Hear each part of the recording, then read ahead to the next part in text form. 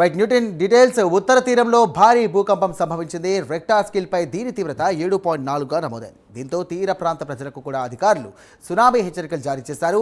తీర ప్రాంతంలో 10 అడుగుల మేర అలలు ఎగసిపడొచ్చంటూ కూడా జపాన్ మెట్రాలజికల్ ఏజెన్సీ తెలియజేసింది. జపాన్ కాలమానం ప్రకారం సాయంత్రం 4:54 ఉత్తర జపాన్లోని సన్రీకు ప్రాంతంలో భూకంపం వచ్చింది. సముద్ర మట్టం నుండి 10 కిలోమీటర్ల లోతులో భూకంప కేంద్రం ఉన్నట్టుగా గుర్తించారు అధికారులు. మరలా ఆదేశాలు ఇచ్చే వరకు కూడా ఎత్తైన ప్రదేశాల్లోనే ఉండాలంటూ కూడా అధికారులు పౌరులకు సూచించారు.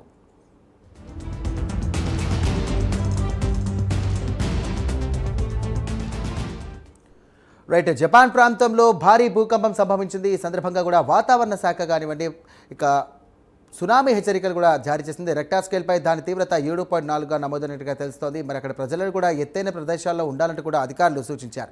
ఇదే అంశానికి సంబంధించి మరిన్ని డీటెయిల్స్ అందించడానికి ఫోన్ ద్వారా మా నేషనల్ బ్యూరో చీఫ్ కళా సిద్ధంగా ఉన్నారు. కళా, దాదాపు ఒక బ్రేకింగ్ న్యూస్ అని చెప్పవచ్చు. దాదాపు మనకు ఇటు నార్త్ జపాన్ కి సంబంధించినటువంటి కీలకమైనటువంటి ప్రాంతము. ఇది ఒక పసిఫిక్ తీరంలో ఉండేటటువంటి జపాన్ ప్రాంతం. దాదాపు ఇది మనకు ప్రీటెక్స్ట్ అన్నటువంటిది చాలా కీలకమైనటువంటి ప్రాంతం. ఇక్కడ భూకంపం సంభవించడము దాదాపు ఇక్కడ మనకు సాయంత్రం 4:53 సంభవించినటువంటి భూకంప తీవ్రత దాదాపు 10 కిలోమీటర్ల మేరకు కూడా ఈ ప్రకంపనల తీవ్రత అంటే ఈ టోక్యో ఏదైతే సిటీ ఉందో మెయిన్ సిటీ వరకు కూడా భారీ శబ్దాలతో బిల్డింగ్లు ఉండేటటువంటి ఎత్తైన బిల్డింగ్లు ఉండడము, దానికి సంబంధించినటువంటి కదలికలు, దానికి సంబంధించినటువంటి విజువల్స్ అంతా కూడా సోషల్ మీడియాలో పోస్ట్ చేసినటువంటివి. భయంతోటి చాలా మంది అటు అంటే 7.4 ఏదైతే భూకంప తీవ్రతను ప్రకటించడము, అనంతరము అక్కడ ఉండేటటువంటి బిల్డింగ్ లో ఉండేటటువంటి ప్రజలందరూ కూడా భయంతో బయటికి పరుగులు తీసినటువంటిది. కానీ సునామీ హెచ్చరికలు జారీ చేయడం జరిగింది. ఇక్కడ మనకు ప్రీటెక్చర్ అన్నటువంటిది పసిఫిక్ తీర ప్రాంతంలో ఉండేటటువంటిది.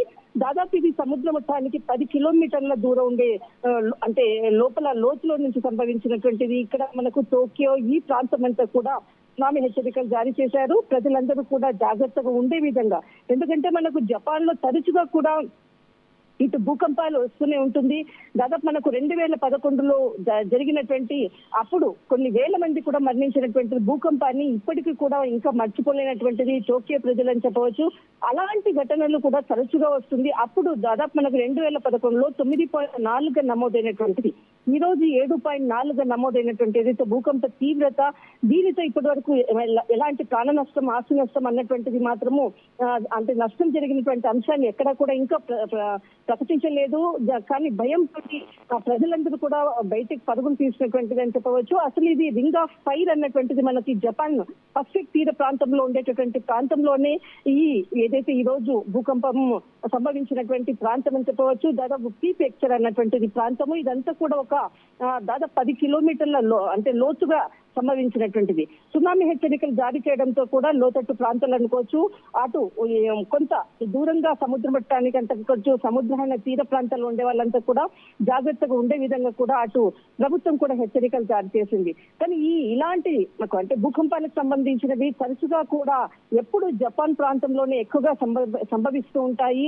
ఎంతో ఆస్తి నష్టం, ప్రాణ నష్టం కూడా జరుగుతూ ఉంటుంది. అయినా మరి దాని వారి యొక్క అంటే వాళ్ళ స్ట్రెంగ్త్ ని ఎప్పటికప్పుడు కూడా వాళ్ళు పెంచుకుంటూ దానికి సంబంధించినటువంటి కన్స్ట్రక్షన్ అనుకోవచ్చు, దానికి అనుగుణంగానే అక్కడ బిల్డింగ్స్ కానీ ఇదంతా కూడా ఉంటుంది. కానీ ఈ రోజు సంభవించినటువంటిది సాయంత్రం 4:53 సంభవించినటువంటి భూకంప తీవ్రత ఒక్కసారిగా ప్రజలందరూ కూడా భయంతో పరుగులు పెట్టినటువంటి ప్రస్తుతం ఉన్నటువంటి పరిస్థితి. రైట్, థ్యాంక్ యూ కళా.